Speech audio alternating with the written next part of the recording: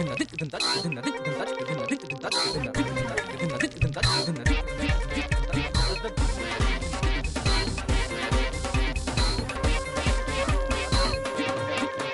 علیکم خواتین و حضرات، پیش خدمت ہے آج کا حسب حال. میں ہوں آپ کا میزبان جنید سلیم اور شو میں میرا ساتھ دے رہی ہے ناجیہ اور ہمارے ہر دل عزیز عزیزی. یہ کیا کر رہے ہیں؟ او بھائی شو شروع ہو چکے. کر کے رہے ہو؟ میں اپنے مخبر کے لیے ڈانس کر رہا ہوں، تمہارے لیے نہیں کر رہا. مخبر کے لیے کیوں؟ اپنے مخبر کو ٹربیوٹ پیش کر رہا ہوں. میں ٹربیوٹ پیش کر یار کیسا پائی ہے مخبر میرا. دیکھو یہ وفاقی کابینہ کے حوالے سے اس نے جو ایک بات مجھے بتائی تھی وہ پوری ہوئی ہے. مجھے تو لگتا ہے کہ یہ کہیں پرائم منسٹر ہاؤس کی پوڑیوں کے نیچے ہی چھپا ہوتا ہے یا کہیں درائی میں گھس کے بیٹھا ہوتا ہے، ساری باتیں سن لیتا ہے. یار یہ دیکھو اس نے کہا تھا کہ فردوسا پائی اطلاعات و نشریات میں آئیں گی. یہ تو بات ٹھیک. ہائے ہائے. اور پھر اس نے کہا تھا کہ راجہ پرویز اشرف صاحب کی بتی کٹی جائے گی. یہ بھی ٹھیک تھا. دیکھ لو کٹی گئی ہے. پھر اس نے رحمان ملک صاحب اور بابر امان صاحب کا کہا تھا کہ ان کی بھی یارتیں نہیں چینج ہوں گی. ہوئی ہیں کوئی چینج؟ میں سنوا دیتا ہوں تمہارے مخبر کی باتیں. ادریس ذرا یہ لگانا عزیزی کا پرانا مخبر نامہ. لو جناب مخبری یہ ہے کہ اپنے نا کائرہ صاحب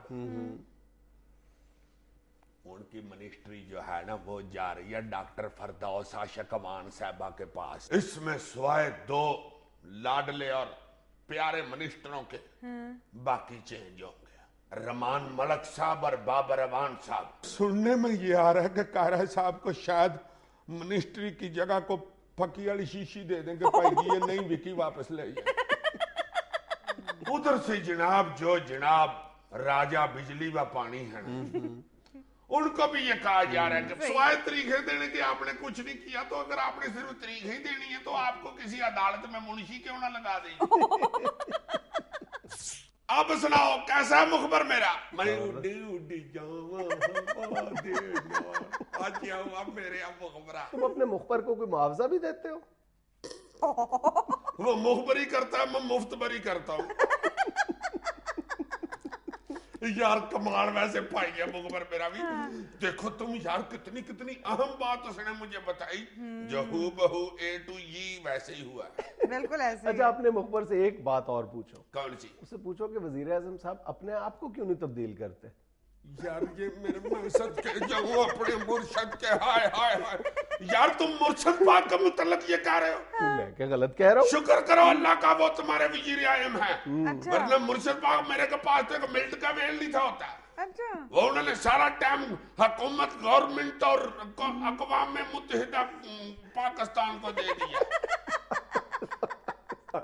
قوم کو سارا ٹائم دیا اور محنت کر رہے ہیں. نہیں لیکن میری بات سنو، جو سیاست پر نظر رکھنے والے لوگ ہیں وہ یہ کہتے ہیں کہ اس طرح کی یہ جو کازمیٹک چینجز ہیں، یہ جو کی گئے، دعویٰ تو بہت کیا گیا تھا کہ جناب بالکل اپ سائڈ ڈاؤن کیبنٹ چینج کر دی جائے گی، ایک نئی شکل سامنے لائی جائے گی. کچھ بھی نہیں ہوا. اور کہنے والے یہ کہتے ہیں کہ جب تک وزیر اعظم صاحب خود کو تبدیل نہیں کرتے، میرا مطلب کہنے کا یہ کہ اپنا رویہ تبدیل نہیں کرتے، اپنی طرز سیاست اور اپنا طرز حکمرانی تبدیل نہیں کرتے، کوئی حقیقی معنوں میں تبدیلی نہیں آئے گی، کوئی مثبت جو ہے وہ پیش رفت محسوس نہیں ہوگی عوام کو. تو یہی لگ رہا ہے. یہ تم اپنے گورے رنگ پہ بڑا مان کرتے ہو نا، پھونک بجے نا تو بندہ سڑ کے سواہ ہو جاتا ہے. اللہ تعالیٰ سے ڈرو اور کانوں کو ہاتھ لگاؤ، میری کانوں کو اینک نہ لگاؤ. کیا میں نے غلط کہہ دیا؟ تم دیکھو ذرا جہاں بھی کہیں 3 سال میں شوشہ اٹھانے کی کوشش کی گئی ہے، مرشد میرے نے فوراً گٹی نکال لی ہے. گر جائیں گے. السلام علیکم.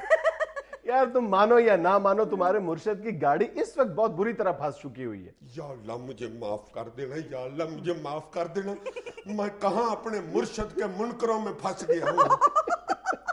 یار اس میں منکر والی کیا بات ہے؟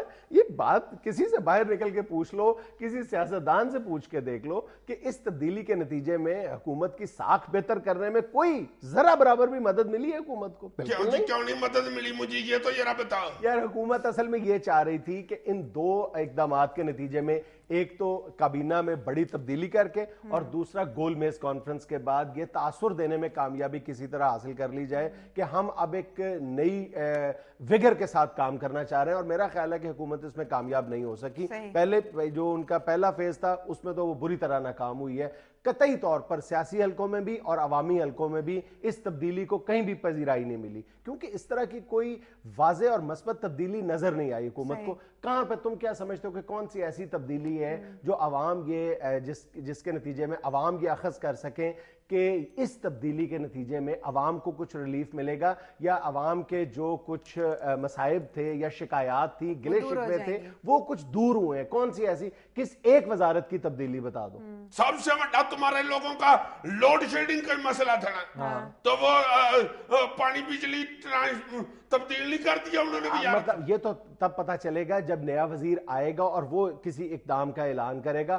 سب سے بڑی تبدیلی جو میرا خیال ہے، میں یہ سمجھتا ہوں کہ اس کی یہ ایک منفی تبدیلی ہے کہ 2 یا 4 وزراء تھے جن کی شہرت بھلے وزیروں کی شہرت تھی. ان میں سے ایک قائرہ صاحب تھے اور ایک شاہ محمود قریشی صاحب تھے. قائرہ صاحب کی بھی چھٹی کروا دی گئی. شاہ محمود قریشی صاحب کے بارے میں ابھی تک کوئی اطلاع نہیں ہے کہ وہ وزارت قبول کرتے ہیں یا نہیں. ان کے لیے زیادہ تر یہی کہا جا رہا ہے کہ ریمنڈ ڈیوس کے مسئلے پہ انہوں نے ایک اختلافی موقف اختیار کیا تھا جس کی انہیں سزا بھگتنا پڑی، اور حکومت کا دباؤ یہ تھا کہ آپ کوئی اور وزارت لے لیں جو انہیں قبول نہیں تھی. یار تم لوگ سارے میڈیا کے اوپر بیٹھ کے یہ ٹائیوں کوٹوں والے یہ کہتے تھے کہ جی بہت بڑی کابینہ ہے، بہت خرچہ ہو رہا ہے، مر گئی گورنمنٹ، ہلا ہو گیا. اب انہوں نے 90 کی جگہ 21 وزیر کر دیے. یار پھر بھی تم لوگوں کو سکون نہیں آتا. یہ تو کرنا پڑنا تھا ان کو، ایٹ اینی کاسٹ ان کو یہ کرنا ہی پڑنا تھا. دیکھو ابھی بھی میں ایک رپورٹ دیکھ رہا تھا جس میں یہ بتایا گیا تھا کہ وفاقی سطح پر 13 ایسی شخصیات ہیں جو نہ وفاقی وزیر ہیں نہ وزیر مملکت ہیں،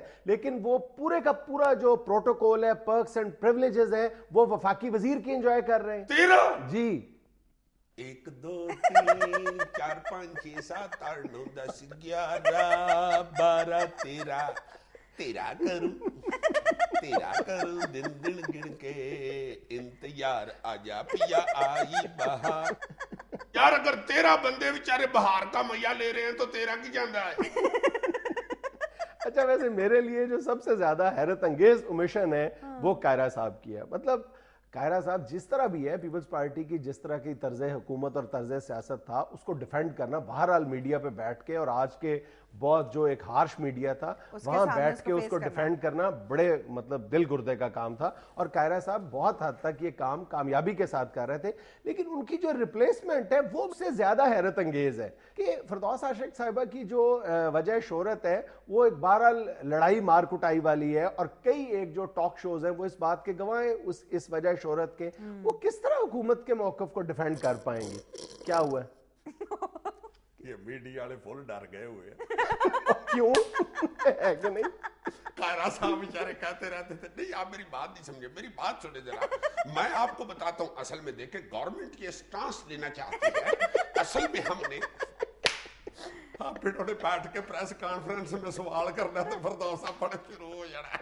کہا تجھے پہلے بھی بتایا تم آئی کیوں نہیں آتا میں؟ 2 دفعہ میں تمہیں جواب دے چکی ہوں ایک کوئی سوال کا، اور میں ایک سوال کا ایک جواب بھی نہیں دیتی. میں تمہیں بتا دوں اب اگر تم نے یہ سوال کیا نا تو کیمرے بند کر میں یہ رہا، کیمرے تو بند کر یہ رہا، میں تو بول نہیں تو بند کر. خبردار اب تم بولے میں دور سے جوتی وگا کے مار دیتی ہوں. اور ایک بات میری یاد رکھنا کہ نہ میرا نشانہ مس ہوتا ہے اور نہ میں نشانے کو مس کرتی ہوں. فضول ہی روز ہی پریس کانفرنس سارا دن حکومت کے لیے کھجل ہوتے پھرتے ہیں، قوم کے لیے رات کو ان کے سوالوں کے جواب دینے شروع کر دیں. یا تو میرے ساتھ انگریزی گروجی نہ بولو، میں نے MBBS کو پنجابی میں نہیں کیا ہوا. اور خبردار زیادہ کسی نے ایک سے زیادہ سوال ہی نہیں کرنا، ورنہ میں نے سیالکوٹ سے اپنے اینکر لے آنے ہیں. سیالکوٹ اگر ہمارا سپورٹس کا سامان بنا سکتا ہے تو اینکر بھی بنا سکتا ہے. فضول ہے. مجھے نہ ڈرو اپنے میڈیا شیڈیا سے. اللہ کی رحمت سے میں تو گھر بیٹھی ہوئی بٹن سے نہیں میوٹ کرتی ٹی وی کو. میں تو ٹی وی کو دور سے کہتا ہوں چپ ہوئے تو چپ کر جاتا ہے.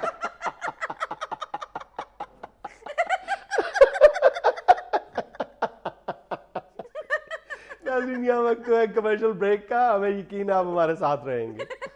میں تو رنگین ٹی وی کو گھور کے دیکھوں تو اس کا رنگ اٹھ جاتا ہے.